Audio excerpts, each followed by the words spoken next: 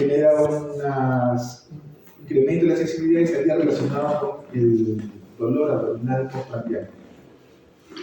Se han encontrado alteraciones en el intestino cerebro, en el eje intestino-cerebro, alteraciones en la microbiota intestinal, sobrecrecimiento intestinal alto, y eso estaría relacionado con algunos casos de dispepsia que aparecen después de ciertas infecciones.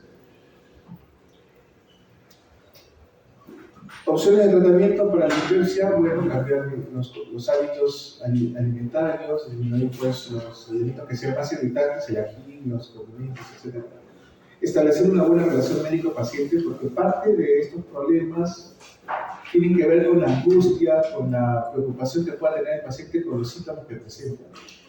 Usar algún tipo de medicamentos en base si el síntoma es dolor principalmente, pues habrá que usar omeprazolos similares, y si el síntoma es la llenura postprandial, pues habrá que usar principalmente los profiléticos, ¿no? La piramida, domperidona, cimetaprid. Y en algunos casos, estos problemas de dispepsia están relacionados con problemas depresivos o problemas de ansiedad. Y en esos casos sí está indicado el uso de antidepresivos. E incluso también realizar la psicoterapia, ¿no? Por el especialista adecuado. ¿Preguntas aquí?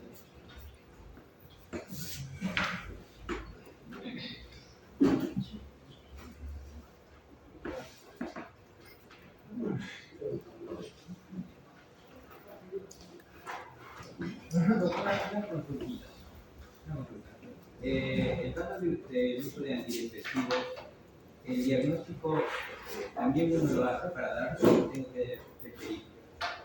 ¿Cómo? Para recetar los antidepresivos, ¿el diagnóstico uno lo hace o tengo que referir a el paciente? ¿Derivado al psiquiatra? Ajá.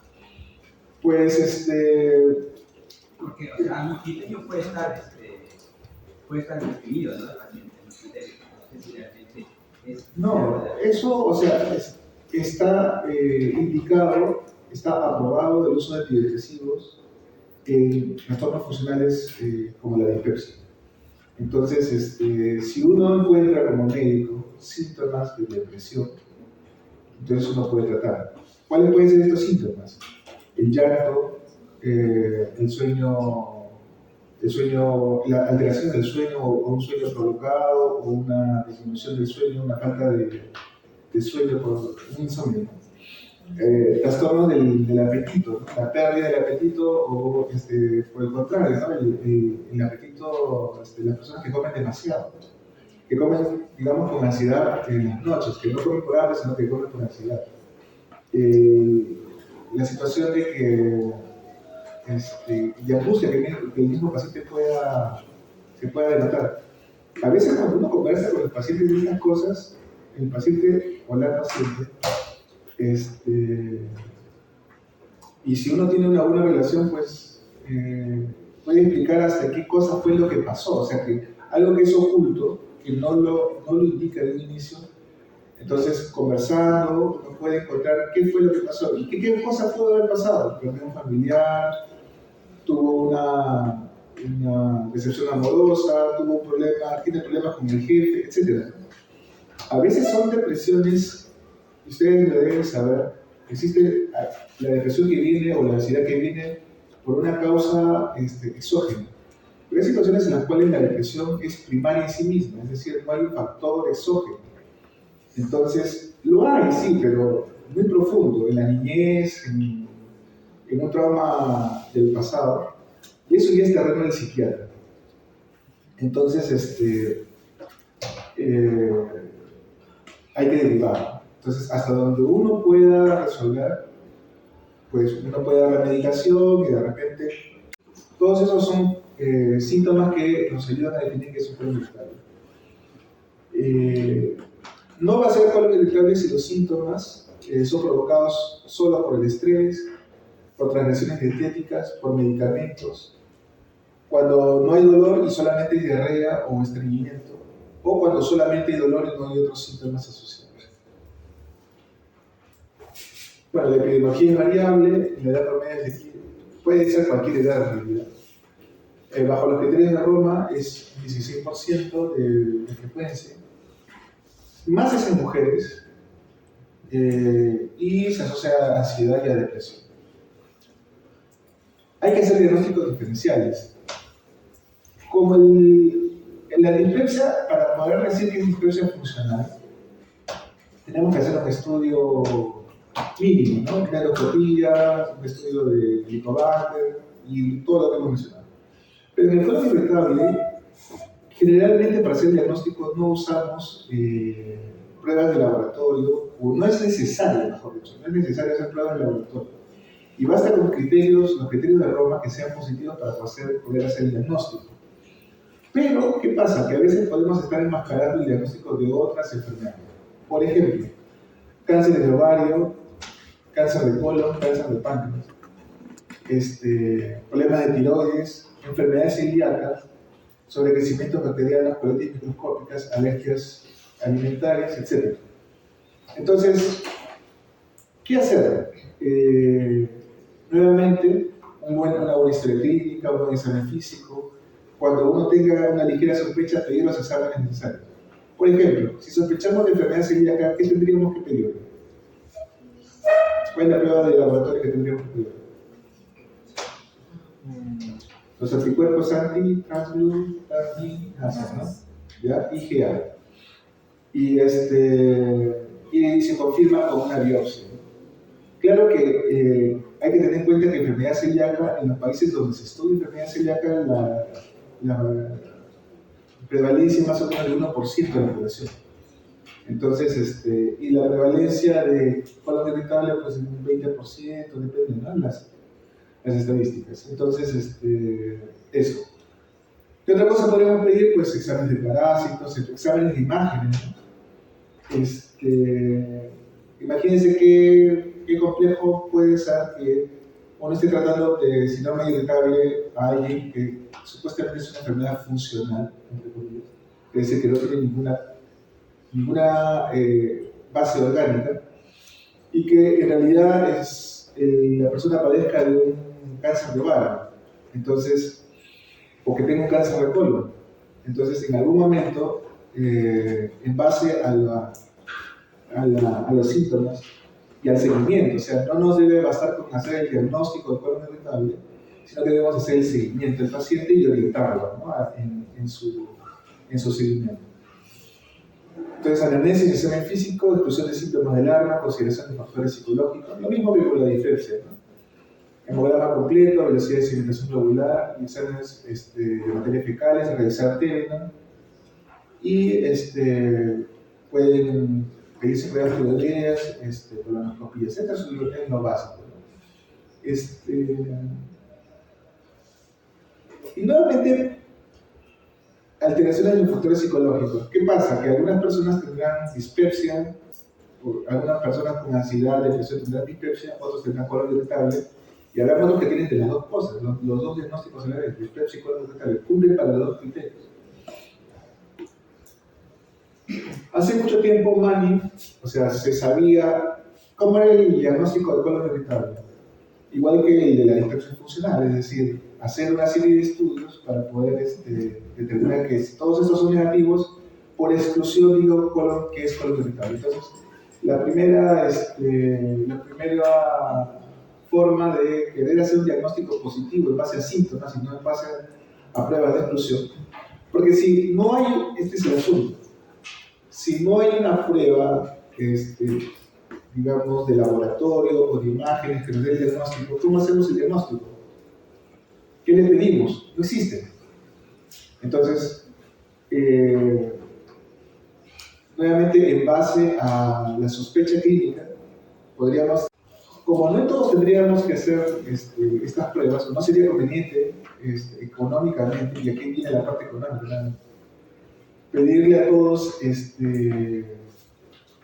un set de pruebas de laboratorio, de imágenes. Entonces, este fue un primer intento para poder determinar, en base a síntomas, el diagnóstico del síndrome intestinal irritable. Mani hace sus estudios y determina que el dolor abdominal que mejora después de defecar, la presencia de heces suaves al inicio del dolor, o mejor dicho, que aparezca diarrea, sí. embarazadas también aplicarían esos criterios, ¿Embarazadas? ¿Por qué? una población en general. Pues una embarazada puede tener colon irritable, pero por su condición de embarazada primero lo que tendríamos que buscar es que haya alguna otra cosa, ¿no? De fondo. Pero como una mujer no embarazada puede tener también parte de su colon irritable. Ahora, el hecho sería lo siguiente, que una mujer embarazada que comienza a tener síntomas de dolor abdominal durante el embarazo, primero tendría que hacer el descarte de por qué en ese momento comienza a aparecer ese dolor. Entonces, habría que ver el concepto. O es otra cosa, es una mujer que tiene síntomas de colon irritable por mucho tiempo y en el embarazo se vuelven a presentar. Entonces, dependería de qué. Pero sí, puede pasar las dos cosas. O que una persona tenga colon irritable desde antes y que aparezca también en el embarazo, o que empiece a tenerlo durante el embarazo. El problema es que para poder hacer el diagnóstico de colon irritable, estar seguros, y dentro de los criterios de Roma está que los síntomas estén presentes en los 3 últimos meses y que se hayan iniciado 6 meses antes. Y por lo tanto, en algún momento de repente ya el embarazo ya acabó y no han pasado los 6 meses. Entonces, al final, ¿qué cosa pasa? Que el tiempo lo va a decir. Al inicio de una enfermedad, al inicio de estos síntomas, pues puede quedar la duda. Uno puede tener una alta sospecha, pero digamos, no va a quedar muy claro de qué cosa es hasta que el tiempo lo va a decidir. A veces me pasa esto también, ¿no? Que llega un paciente que ya ha sido manipulado por otros médicos y entonces le han hecho una serie de pruebas, han descartado otras cosas, no han encontrado un diagnóstico y llegan conmigo. Y entonces yo tengo ventajas sobre esos otros médicos. ¿Por qué? Porque yo ya tengo el tiempo, ¿no? En el cual ha transcurrido la enfermedad. Yo ya he visto la evolución de la enfermedad. Entonces, esa evolución me determina qué síntomas nuevos han aparecido, qué exámenes les han hecho. Entonces ya descarté algunas cosas por lo que he trabajado otros médicos. Y entonces no es que yo sea un genio, sino que tengo esa visión a un tiempo posterior. Y entonces, a veces el paciente me dice, pero ¿por qué el doctor no me pidió tal examen? Que usted sí me lo pidió. ¿Por qué? Porque él estaba empezando a estudiarlo. Ese otro médico recién estaba empezando el síntoma y no tenía muy claro el proceso todavía. Entonces, pero claro, ahí hay un problema de fidelización del paciente, ¿no? Si ustedes no fidelizan a su paciente, su paciente se va a ir con otro médico. Entonces, tienen que fidelizar al paciente. Bueno, sigamos con el criterio heces suaves o diarreicas al inicio del dolor, movimientos intestinales más frecuentes al inicio del dolor, distensión abdominal, pasaje del moco por el recto, es decir, moco en las heces, y sensación de evacuación incompleta. Entonces, cuando haya 3 o más de estos criterios, Mann decía pues, de que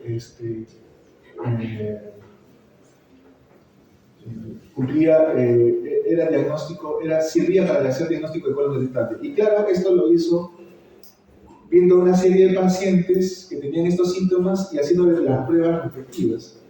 Y entonces, finalmente vio porque todas estas personas que cumplían estos criterios, en la evolución no desarrollaban otro tipo de enfermedades y además las pruebas de laboratorio de imágenes eran negativas.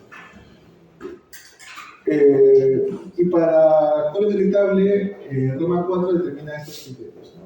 Dolor abdominal recurrente, este es el síntoma predominante, que al menos un día por semana, en promedio, que esté en los 3 últimos meses y que se haya iniciado en los últimos 6 meses. Asociado, este dolor debe estar asociado a 2 o más, esto ya es más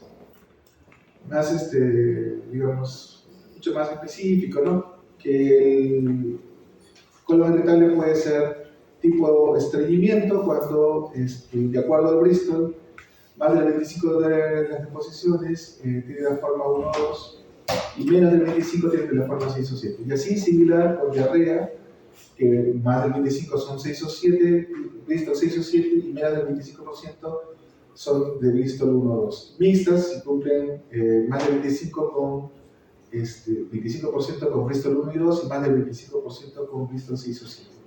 y no tipificado cuando no cumple con estos criterios. ¿Por qué esto de estos tipos? ¿Y por qué los subtipos de, por qué, me olvidé decirles, por qué los subtipos estos de epilepsia tipo dolor postprandial o sensación de llenura? Porque se ha querido asociar la sintomatología con algún tipo de fisiopatología. Es decir, que, por ejemplo, el dolor epigástrico de la dispepsia estaría asociado fisiopatológicamente con inflamación, ¿no? Por ejemplo, la inflamación del duodeno que mencionábamos, por hiperacidez. Y eso sería la fisiopatología de la enfermedad, ¿no? Que debe encuadrar el síntoma de una fisiopatología. Eso se ha querido hacer, pero no se ha podido encontrar esa asociación. Se han hecho los estudios y no existe asociación. Pero de todas maneras se hacen estas clasificaciones para poder hacer estudios y de repente poder encontrar una fisiopatología. Las claves para hacer el diagnóstico de colon irritable, la presencia de síntomas pueden ser variables y intermitentes en el tiempo, entonces decía la importancia del tiempo. Cuando son pacientes que tienen ya 2 años, 3 años con la enfermedad, ellos reconocen que hay temporadas de síntomas de 2 o 3 meses y luego temporadas en las cuales están asintomáticos y están completamente bien. Por otro lado, si alguien tiene un problema de dolor que dura 1 año, más de 1 año, más de 2 años, y el dolor, digamos, es un dolor en la fosa ilíaca izquierda que aparece por 2 semanas, 3 semanas, desaparece, y que en el tiempo ya han pasado 1 año, 2 años. Es muy poco probable que si fuera un cáncer, de ovario, por ejemplo, este cáncer no hubiera crecido, no hubiera generado más síntomas, no hubiera generado otro tipo de complicación en esta persona. Entonces el tiempo también nos ayuda a determinar que el problema es funcional y no orgánico. Se han encontrado anomalías motoras, se han encontrado alteraciones en el reflejo gastropólico que puede estar aumentado y prolongado, incremento de la actividad motora en respuesta a la emisión de colecitoquinina ante determinado volumen y se determina determinada presión y volumen y